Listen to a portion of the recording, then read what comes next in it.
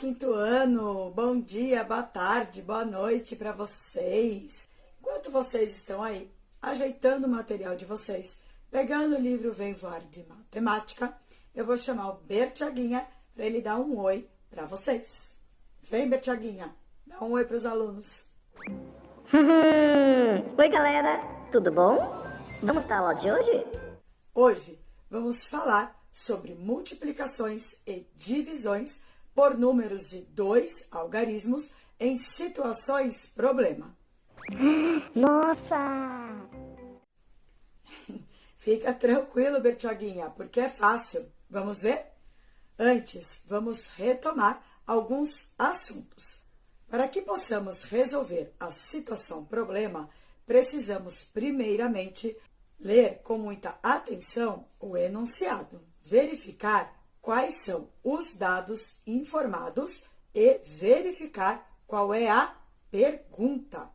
Assim, saberemos quais operações deverão ser feitas. E após essa leitura atenta, precisamos pensar nas estratégias que usaremos nas operações.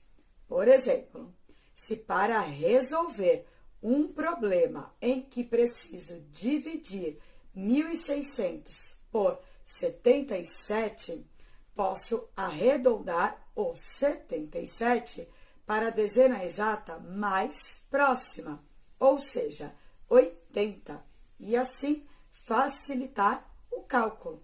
Veja só, na divisão de uma unidade de milhar por 8, não obtemos unidade de milhar como resposta. Trocando uma unidade de milhar por 10 centenas e juntando a 6 centenas, ainda não conseguimos centenas como quociente da divisão de 16 centenas por 80. Mas se trocarmos 16 centenas por 160 dezenas, ao dividi-las por 80, obtemos dezenas como resposta. Assim, o quociente dessa divisão é da ordem das dezenas, ou seja, um número de 2 algarismos. Podemos pensar também que se mentalmente dividirmos 1.600 por 10 e 80 por 10, pois tanto o dividendo quanto o divisor tem zero na unidade, encontramos 160 dividido por 8. E aí fica mais simples ainda. Olha só. Fica bem mais fácil, né? Assim, da mesma forma que acrescentarmos um zero para multiplicar por 10, tiramos um zero na divisão por 10, pois são operações inversas.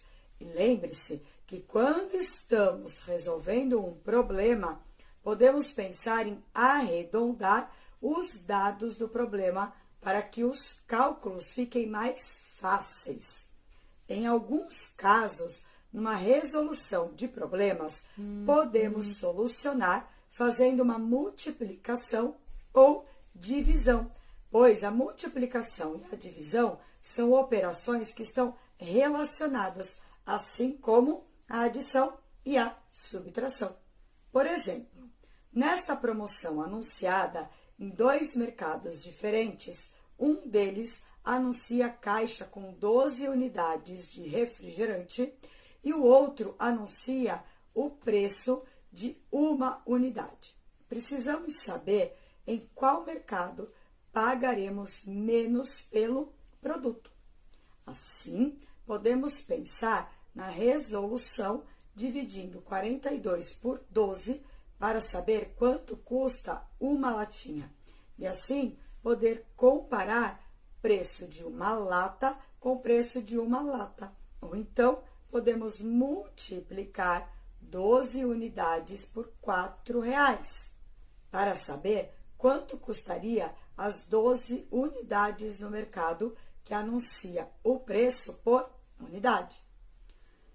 Neste caso, a compra da caixa sai mais barata. Comprar a embalagem com 12 unidades sai mais barato que comprar 12 unidades de R$ 4 cada. Exatamente. Outra coisa que devemos estar atentos é na divisão com resto. Muitas vezes, para resolver uma situação-problema cuja solução envolve uma divisão não exata, é necessário analisar o significado do resto da divisão. Por exemplo, quando a mamãe pede que guardemos nossos brinquedos em caixas, precisamos saber quantos brinquedos temos no total e quantos brinquedos cabem em cada caixa. Tenho 74 brinquedos e em cada caixa cabem 10 brinquedos. Nesse caso, 74 divide por 10 é igual a 7 e o resto é 4. Então, apesar do resultado da operação ser 7, preciso pedir 8 caixas para a mamãe, pois os 4 brinquedos que sobraram também deverão ser guardados. Isso mesmo. Outro ponto que devemos estar atentos é identificar as várias situações em que a ideia de multiplicação está presente. Veja esse outro exemplo. Numa classe há 5 fileiras e em cada fileira há 6 carteiras. E preciso saber o total de carteiras. Olha só, nesse caso, a ideia da disposição retangular fica implícita no trecho do enunciado que cita as 5 fileiras com 6 carteiras cada. Para saber o total de carteiras na sala, basta fazer a multiplicação. Ou ainda, quando necessitamos saber o número de combinações possíveis. Por exemplo, tenho 4 calças e 5 blusas. Assim, posso fazer 20 combinações diferentes, pois 4 vezes 5 é igual a 20. E quando precisamos saber um dos termos de uma operação, e para isso preciso fazer o caminho de volta, fazendo a operação inversa. Olha só, pensei em número, multipliquei por 15 e encontrei como produto 450.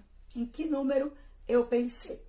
Como não sabemos o número pensado, mas temos o multiplicador e o produto, para descobrir, basta fazer a operação inversa da multiplicação.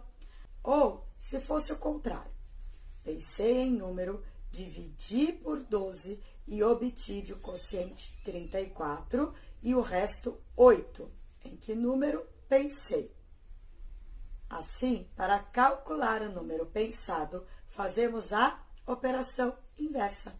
O objetivo destas atividades é que resolvam problemas que abarcam diferentes operações aritméticas para encontrar a solução, auxiliando nos recursos de cálculo.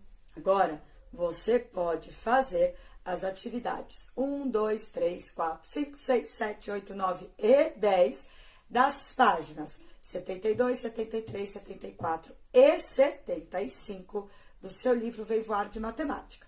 Lembrando que você pode sempre voltar nesse vídeo quando achar necessário. Caso tenha alguma dúvida, pergunte ao seu professor ou à sua professora nas interações diárias. A nossa aula fica por aqui. Esse encontro está marcado na próxima videoaula. Não falte que eu estou te esperando. Combinado? Beijo para todo mundo e até a próxima!